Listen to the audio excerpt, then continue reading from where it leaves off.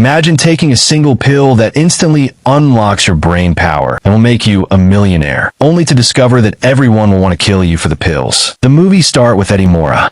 Eddie Mora is a broke, unkempt New York writer who can't write a single sentence of his novel. His apartment is a filthy disaster, his rent is past due, and his girlfriend Lindy dumps him because he has zero ambition. Miserable and lost, Eddie wanders the streets until he bumps into Vernon, his ex-wife's brother and a former drug dealer. Vernon claims to work for a pharmaceutical company and offers Eddie a tiny transparent tablet called NZT-48. He promises that while normal humans only use 10% of their brain power, NZT unlocks 100%. Desperate, Eddie swallows the pill. Moments later, as his landlady corners him in the hallway to scream about his late rent, the drug takes effect. Eddie's vision sharpens instantly, and his memory unlocks every piece of information he has ever seen or heard. Spotting a complex law textbook in her hands, he engages her in a brilliant, insightful conversation that stuns her into dropping the rent issue completely.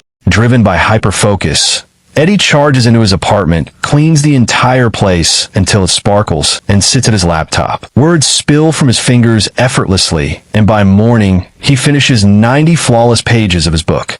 His publisher's assistant reads the manuscript and declares it a genius masterpiece. But as the drug wears off, the mental fog crashes back over Eddie, leaving him desperate for his next dose. Eddie hurries to Vernon's apartment to beg for more pills. Vernon agrees to supply him if Eddie runs a quick errand to pick up money from a client. Eddie handles the task easily with his boosted intellect. But when he returns, he finds Vernon shot dead on his couch. Knowing the killer is searching for the stash, Eddie scours the apartment before calling the police and uncovers hundreds of NZT pills hidden inside an old toaster along with a secret client book. He pockets the entire stash and reports the murder to a suspicious detective. Back in his apartment, Eddie takes another pill and turns into an absolute learning machine. He masters foreign languages and reads complex finance books overnight. Fueled by supreme confidence, he takes a small sum from Vernon's cash and starts playing the stock market, doubling his money instantly. Wanting to trade on a massive scale, he borrows a high-interest loan from Gennady, a violent Russian loan shark, and doubles that money in a single day. Flushed with cash, Eddie wins back Lindy, who is amazed by his sudden success. However, while at lunch, Eddie spots a creepy man in a tan coat, watching his every move across the street. The next day, Eddie meets with Wall Street titan Carl Van Loon. Eddie analyzes giant corporate files on the spot and pitches brilliant strategies, completely blowing Van Loon away. But as he leaves, Eddie is hit by violent dizziness and blacks out, losing hours of memory. Eddie wakes up with bruises, realizing his blackout involved a violent brawl with a gang of thugs where his NZT-boosted reflexes allowed him to fight them off effortlessly.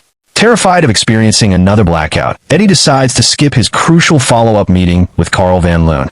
Without the pill, his unenhanced brain stumbles over basic facts, making him look like a complete fraud and ruining the pitch. Desperate for answers about the drug, Eddie uses Vernon's client book to call other NZT users, only to discover a horrifying reality. Almost all of them are either severely sick, in a coma, or dead. He meets with his ex-wife Melissa, who reveals she took NZT years ago and warns him that quitting cold turkey causes fatal withdrawal symptoms, while continuing to take it destroys the body. Shaken, Eddie returns home, only to be cornered on the street by Gennady, the Russian loan shark, who demands his money back. During the confrontation, a single NZT pill spills from Eddie's pocket. Gennady picks it up and swallows on the spot. As the drug kicks into the thug's brain, his eyes light up with sudden, terrifying intelligence. Gennady tears up the debt receipt and demands Eddie supply him with a steady stream of pills or face a painful death.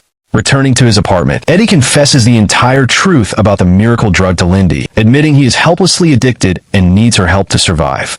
While running an errand to fetch medication for Eddie, Lindy notices the mysterious man in the tan coat following her. Panicked, she runs into a crowded park, but the stalker quickly closes in, brutally knocking down anyone who gets in his way. Trapped behind a fence, Lindy calls Eddie in terror. He instructs her to swallow one of the emergency NZT pills she has in her purse. The moment she takes it, time seems to slow down and her perception sharpens. Seeing a young girl on ice skates nearby, Lindy grabs the child, uses her sharp skate blade to slice open the stalker's face, and escapes through the cheering crowd. Reunited with Eddie, she returns the remaining pills, horrified by the extreme violence the drug drags into their lives.